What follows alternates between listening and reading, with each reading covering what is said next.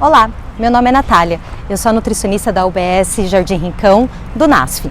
Hoje a gente vai falar um pouquinho sobre os 10 passos da alimentação saudável. Você conhece? É uma ferramenta bem simples, onde contém as diretrizes oficiais para a população para promover uma alimentação saudável, de uma forma acessível e respeitando as nossas culturas.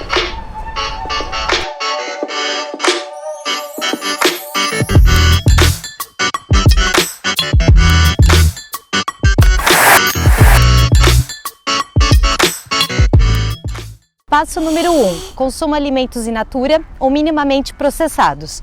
Os alimentos in natura são aqueles que a gente obtém diretamente das plantas e dos animais, como por exemplo, as verduras e os legumes. Já os minimamente processados, eles passam por pequenas modificações, como lavagem, secagem, estocagem, congelamento e que não precisa da adição de sal, açúcar e gordura.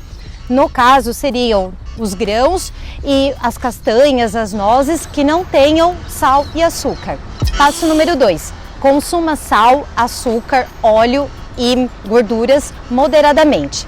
Esses temperos a gente utiliza muito justamente para dar gosto aos alimentos in natura e minimamente processados.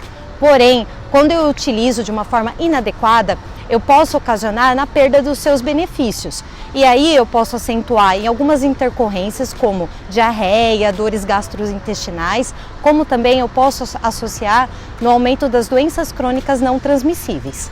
Então, por exemplo, se eu vou usar um alimento para fritura, eu tenho que utilizar um óleo adequado para que ele atinja um ponto de ebulição e que assim eu não perca as propriedades. Então, neste caso, a gente orienta o óleo de soja, o girassol e o de palma. No caso do azeite, o ponto de ebulição dele é bem pequeno, então a melhor indicação para ele é utilizar em temperaturas ambientes, como por exemplo temperar salada.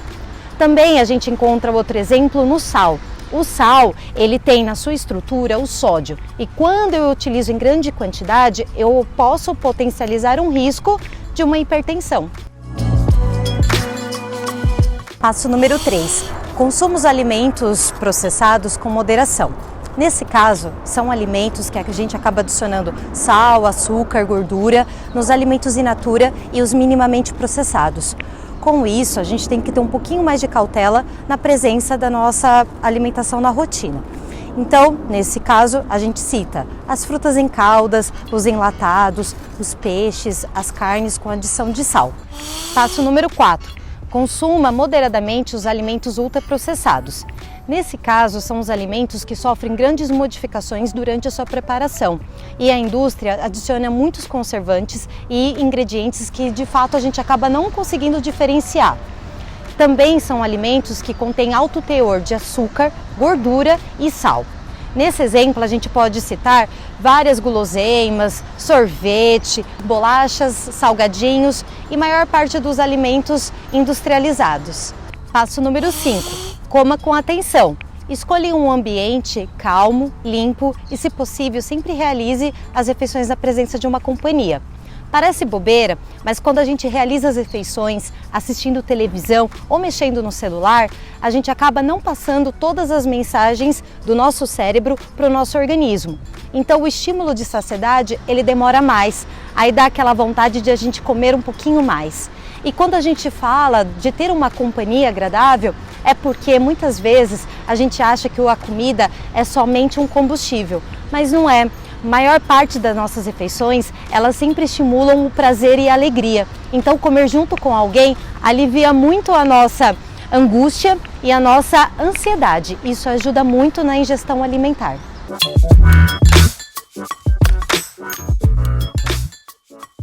Passo número 6.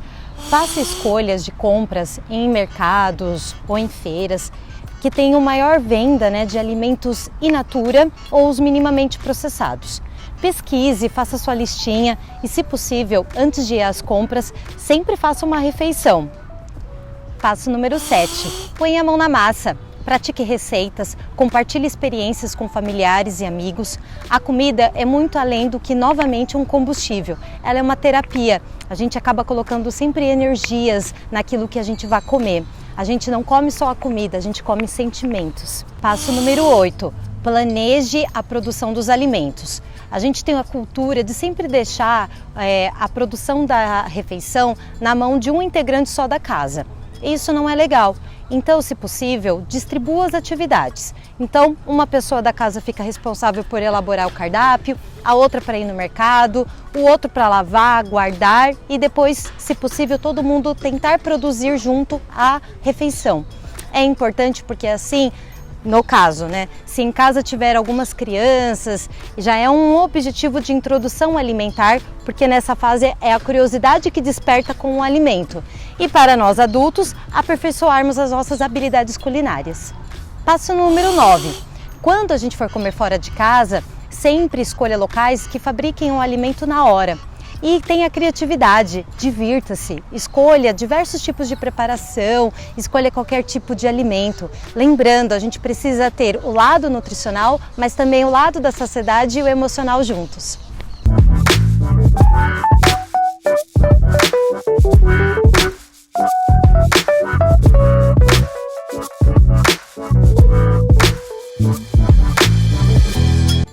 Passo número 10.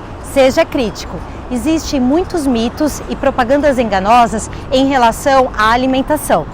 Existem muitas dietas restritivas, exclusão de nutrientes, que acabam fazendo uma promessa de um corpo idealizado e que às vezes não é adequado para aquela pessoa. Então escutamos muito sobre a retirada do glúten, retirada da lactose, introdução de alimentos termogênicos, a dieta low carb, mas nem toda essa dieta serve para o mesmo padrão de corpo. Então, na dúvida, procure um profissional da saúde, principalmente um nutricionista. E quando vocês tiverem esses esclarecimentos de ideias, compartilhe com seus amigos e familiares.